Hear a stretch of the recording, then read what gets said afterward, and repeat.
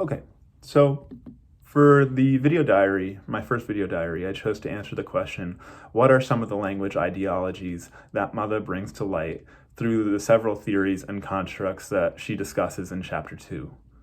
To answer that right off the bat, she describes English as not just, one language, but as a variety of subsets of different languages, of different types of language that have been socially coded, and they've been socially coded through where you live, the places where you live, what countries you live in, whether you live in a suburb or a city, whether you live on an island or on a mainland.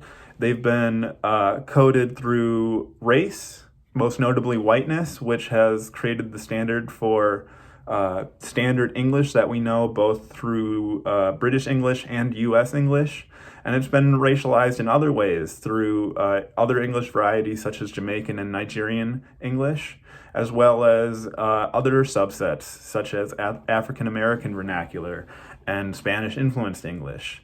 Just in essence, English that is socially constructed or that's attached to a specific place.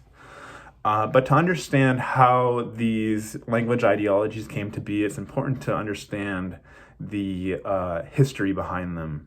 In particular, the history around colonialism and what colonialism did to spread English, but also to spread these social constructs that we see today.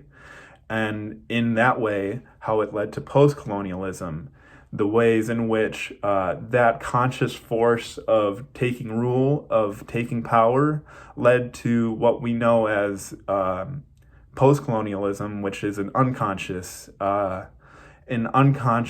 kind of carrying on of the torch of colonialism, in that it's sort of, although we like to believe that the effects of colonialism are no more because we don't function under those norms, still the things that we learn in school, the social constructs that we uphold, the microaggressions that we have in place that are an issue in our society, all of those are aspects that are carried on through post-colonialism.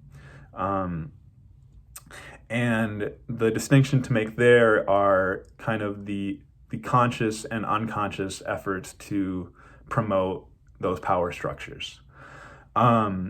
So to understand how Motha is connecting these ideologies to the historical theories that crafted some of the constructs she later discusses in the chapter, it's important to understand imperialism's connection to the conscious control of power and its ramifications upon empire as an unconscious way of maintaining the status quo. So in this case, imperialism is the idea that you're consciously trying to seize power, while empire is sort of the idea of post-colonialism, where you're unconsciously promoting these constructs. And the constructs that Motha mentions are race and English language teaching, the invisibility of racism, linguistic variations and language hierarchies, and whiteness, as well as nativeness and world language. And she talks a bit about how race is a construct, in particular racism within the classroom and in the English language, as being naturalized within the project of teaching English, that its presence is no longer noticeable. So that idea of unconsciously promoting these constructs. And you can see that through testing, through the SAT, but you can also see it through the ways in which certain vernaculars, such as African American vernacular or Hispanic influenced English, are seen as lesser than say British English or the U.S. English, kind of that standard English.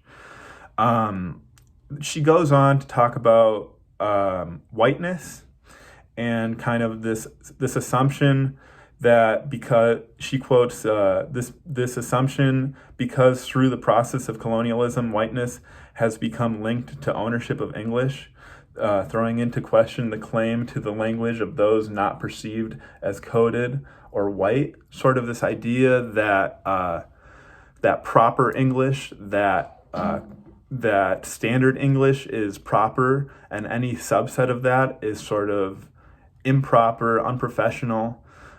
This is another example of empire, kind of a way in which, whether teachers are aware of it or not, they're unconsciously promoting these ideals that are keeping in place these social constructs. And in conclusion, it sort of all wraps up into a bow that if we want to, a quote I liked from the very end of Motha was, the ways language varieties are affirmed, discouraged, and erased depends on the colonial histories and racial meanings associated with the varieties. And what I took that to mean was just the idea that we need to be aware of our history in order to stop these ramifications from being ongoing, and from helping, from being aware of the needs of everyone around us and the ways in which our history has set some students back more than others. Yeah, and that's kind of what I took away from this chapter. Thanks.